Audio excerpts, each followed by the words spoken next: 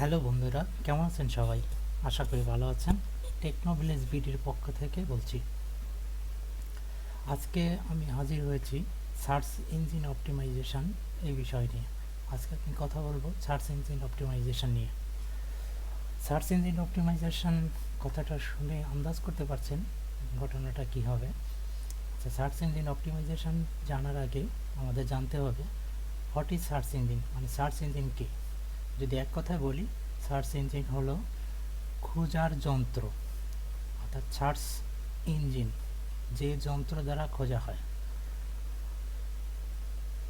বিখ্যাত সার্চ ইঞ্জিনগুলোর মধ্যে আছে গুগল, ইয়াহু, বিং।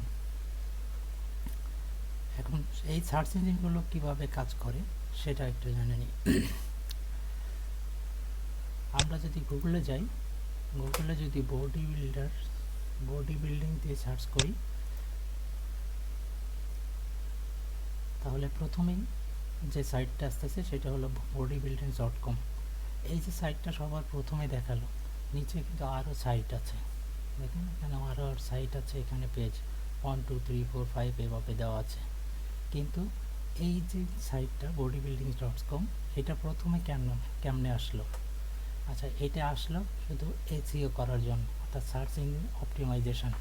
অর্থাৎ আপনার সাইটকে গুগলে অথবা ইয়াহু অথবা বিংয়ে প্রথম পেজে নিয়ে আসার জন্য যে কাজগুলো করা হয় সেটা হলো সার্চ ইঞ্জিন অপটিমাইজেশন। তো তো নিশ্চয়ই বুঝতে পারছেন এসইও এসইও করা হয় হলো ওয়েবসাইটের, মানে এসইওর কাজ করতে হলে আপনার একটা ওয়েবসাইট প্রয়োজন। আপনি যদি ফ্রিল্যান্সিংয়ের কাজের জন্য এসইও শিখতে চান, তাহলে আপনি আপনার ক্লায়েন্টের সাইটে এসইও করতে পারেন। এক্ষেত্রে আপনার নিজের কোনো ওয়েবসাইটের দরকার নেই। তবে কাজ প্র্যাকটিস করার জন্য আপনি ব্লগার থেকে একটি ফ্রি ব্লগ খুলে তা নিয়ে কাজ করতে পারেন। আমাদের এই কোর্সে মূল উদ্দেশ্য হলো এসইও শিখে কীভাবে ফ্রিল্যান্সিংয়ে কাজ করুন। এই জন্য এসইও মূলত দু ধরনের হয়ে থাকে। আচ্ছা, তার আগে বলি আমাদের এখানে কী থাকছে। আমাদের থাকছে হোয়াট ইজ সার্চ ইঞ্জিন, সেটা তো আমি বলে ফেললাম। হোয়াট ইজ এসইও, এটাও বলে ফেলেছি। টাইপ অফ এসইও, এখানে দুই ধরনের এসইও করা হয়। একটা হলো on page optimisation. SEO full meanings হলো সার্চ ইঞ্জিন অপটিমাইজেশন। এখানে দুই ধরনের সার্চ ইঞ্জিন অপটিমাইজেশন করা হয়, একটা হলো অন পেজ অপটিমাইজেশন, একটা হলো off page optimization. On page অপটিমাইজেশনগুলো কয়েকটা বাধা ধরা কাজ আছে যেগুলো সাইটের অভ্যন্তরে করতে হয়। অফ পেজ অপটিমাইজেশন হলো আজীবন করতে হবে। যত বেশি অফ পেজ অপটিমাইজেশন করবেন, তত আপনার সাইট গুগলে বা সার্চ ইঞ্জিনে প্রথম পেজে আসবে।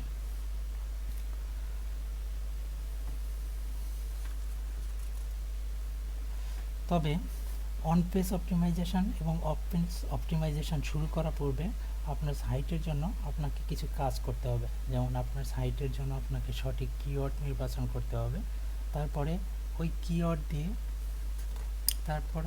কিওয়ার্ড দিয়ে সাইটে পোস্ট করতে হবে। তারপর যখন আপনার সাইটে মিনিমাম 20 থেকে 25টি মানসম্মত পোস্ট থাকবে, তখন আপনি আপনার সাইটে এসইও করার কথা চিন্তা করবেন। এখন কিওয়ার্ড কীভাবে নির্বাচন করবেন?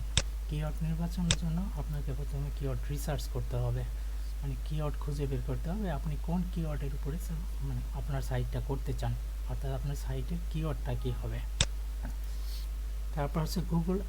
এই কিওয়ার্ড খুঁজে বের করার জন্য আপনি যে টুলের সাহায্য নিতে পারেন, এটা একটা চমৎকার টুল, গুগল অ্যাডার টুলবার।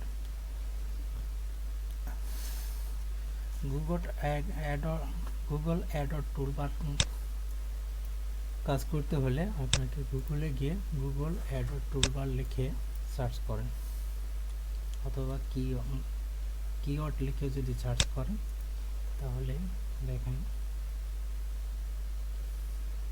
কিওয়ার্ড রিসার্চের জন্য এখানে আছে আপনার কিওয়ার্ড প্ল্যানার্স, অথবা আপনি সরাসরি গুগল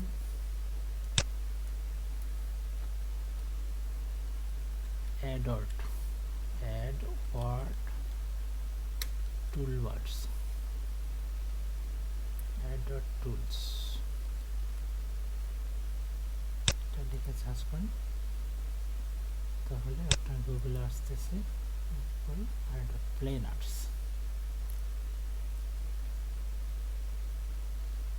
সেখানে যান, এটি নাম হলো গুগল অ্যাডোব টুলবার্স।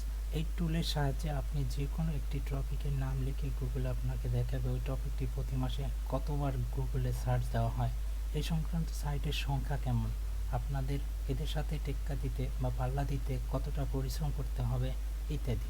টুলবারে ঢুকতে বলে ঢুকলাম, আমার নেটওয়ার্কটা স্লো যার কারণে এটা হচ্ছে।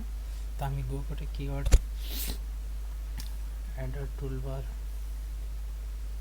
লিখে সার্চ দিলাম, ফলে যে রেজাল্টটা এলো সেটা হলো গুগল অ্যাডোব প্লেন আর্টস।